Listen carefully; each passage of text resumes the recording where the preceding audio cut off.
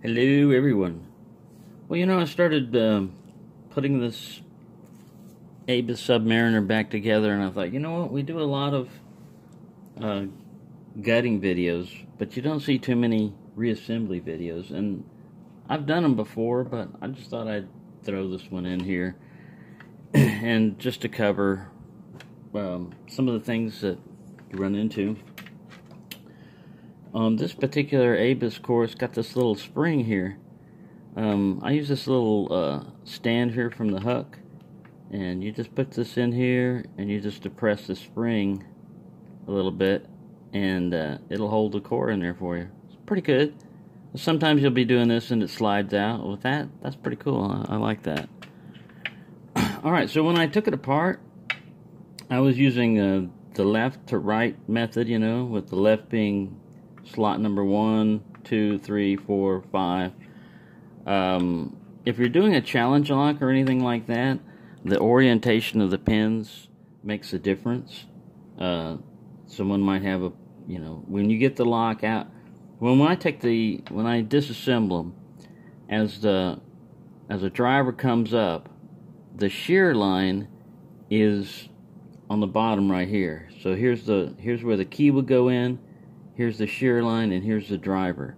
So when you pull it out, let's use this spool as an example. When you pull this guy out, this spool, it doesn't matter which way it goes. You can put it in either way.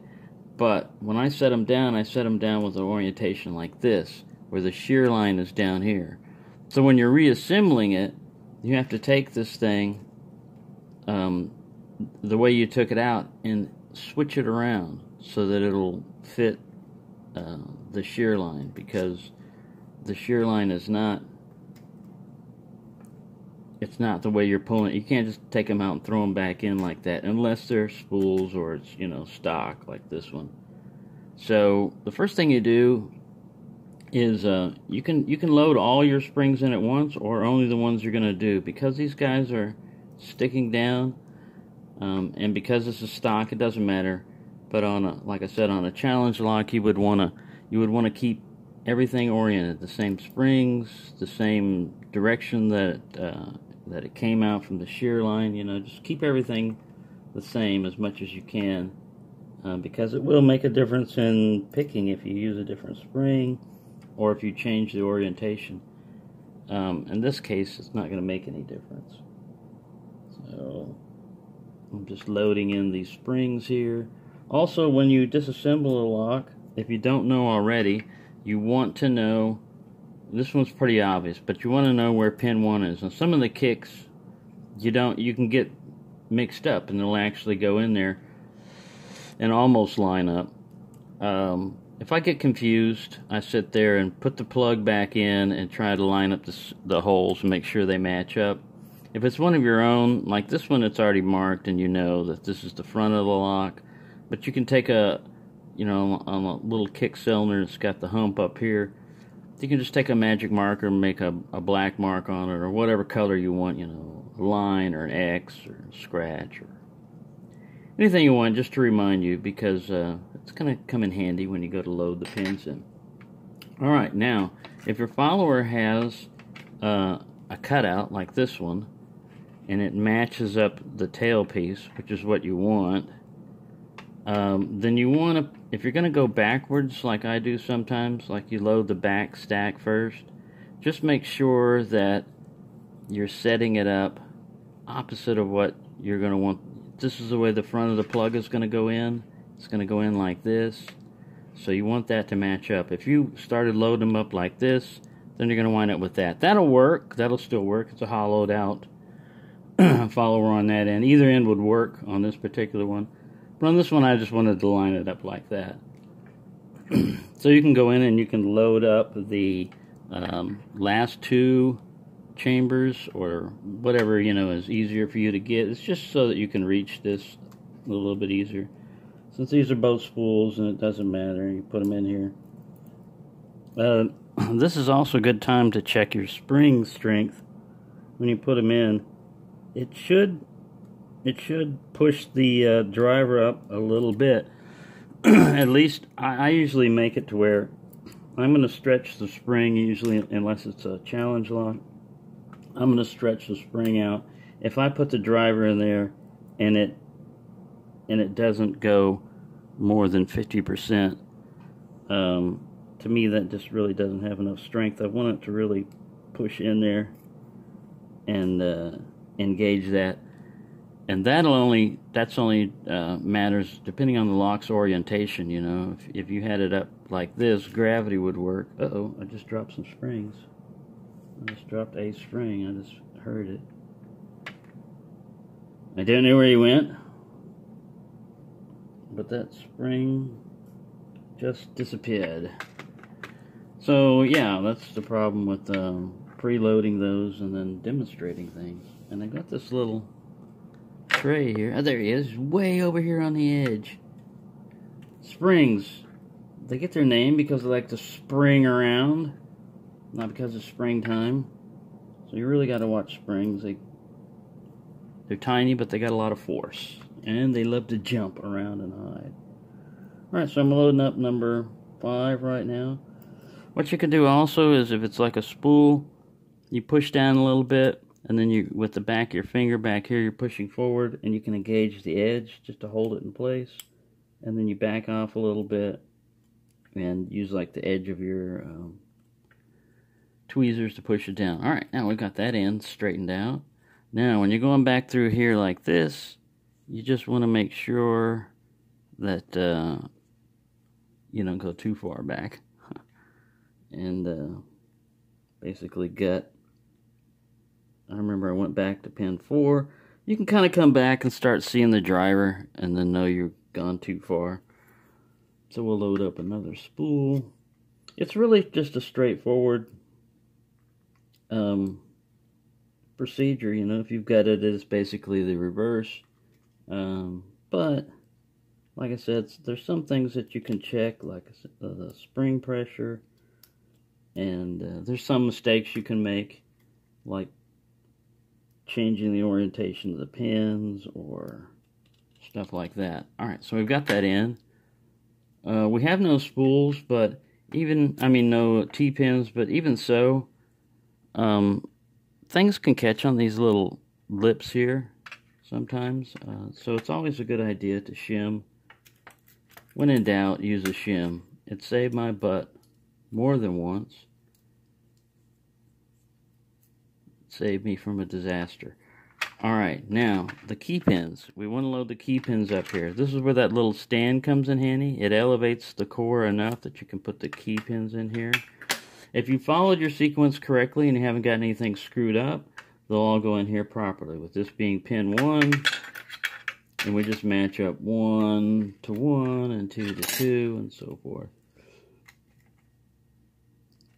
And I'll say something about the pins when I get these all loaded in here. What we're looking for is that they're all flush. Now don't freak out when you first put them in. If you see some a little bit deep or whatever, your key might not be in there all the way. See how the difference that makes when I just pull it up a little bit and recess it. Now when I was first looking at this, pins 1 and 2 seemed recessed enough that it might cause a problem. But all I had to do was lift up on the key a little bit. So either the key blank was not cut to the proper depth or something. Or this, basically what it means is this key is going to stick a little bit sometimes in turning. But it's still going to work. It's still going to function. And we've got, they're basically all flush. So we've got all our key pins in the right orientation.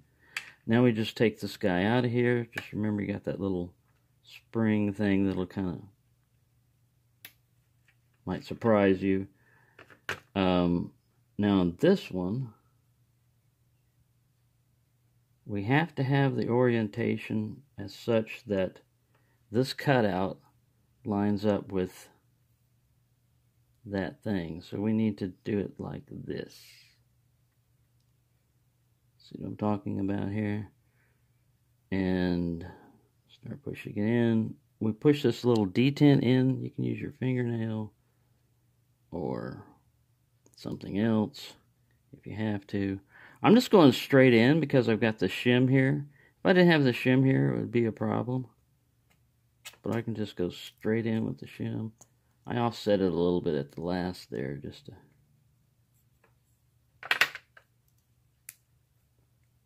And then the beauty of this thing is it's a core limiter also. It acts as the core limiter. Now we put our C-clip back in.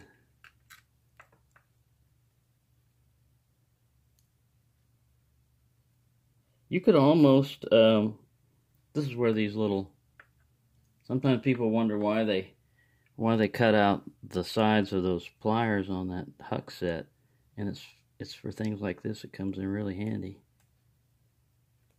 All right, it's working, so we pull the key out. Doesn't work, push it in, it works. And all we have to do is drop this puppy in.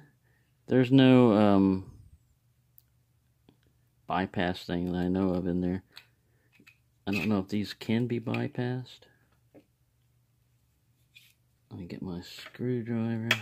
Where have I don't have my screwdriver here. Oh no. Let me pause this. Here we go, I got my screwdriver. There's a screw right there. Just drop him in. Put him in there. Tighten him down. Now, before you lock this up, once again, verify that the key goes in and it turns. Now we can lock it and open it. And there you go. You've got yourself a reassembled lock. Yeah, just don't forget about that testing portion before you close the shackle, because on some locks, if you forgot to put the actuator in there, like a best core or something like that, you're screwed. There's no way to turn that thing. Yeah, you're screwed. So, there you go. Thank you for watching, and happy picking / reassembling. I found that kind of interesting about reassembling locks and stuff. I don't know if he meant for it or not, but I was taking notes just in case I need to reassemble a lock sometime, or he trusts me to do that. I don't think the humans want us to reassemble locks. I don't think he even knows that we are alive. I think he believes we are just inanimate objects, and that we have no ability to voice our opinions or think or reason. Like, when is he going to clean this table off? I wonder that. I'd get a broom out, but it's the same thing with the locks. I can't reassemble them because I have no opposable thumbs. It's kind of important if you want to use tools. Never thought of that. I was wondering why. I could never sweep up around here or reassemble a lock. I'd like to reassemble a lock. I think that would be interesting. And picking one also. That would be fun, I believe. The other day, the human almost caught me talking. I had to stand real still. And he didn't notice. I know, me too. He looked at me, and I think he was trying to see if I was going to blink. Oh, I'm pretty good at keeping my eyes open for a long time without blinking, and I fooled him. I don't think he knows a thing right now.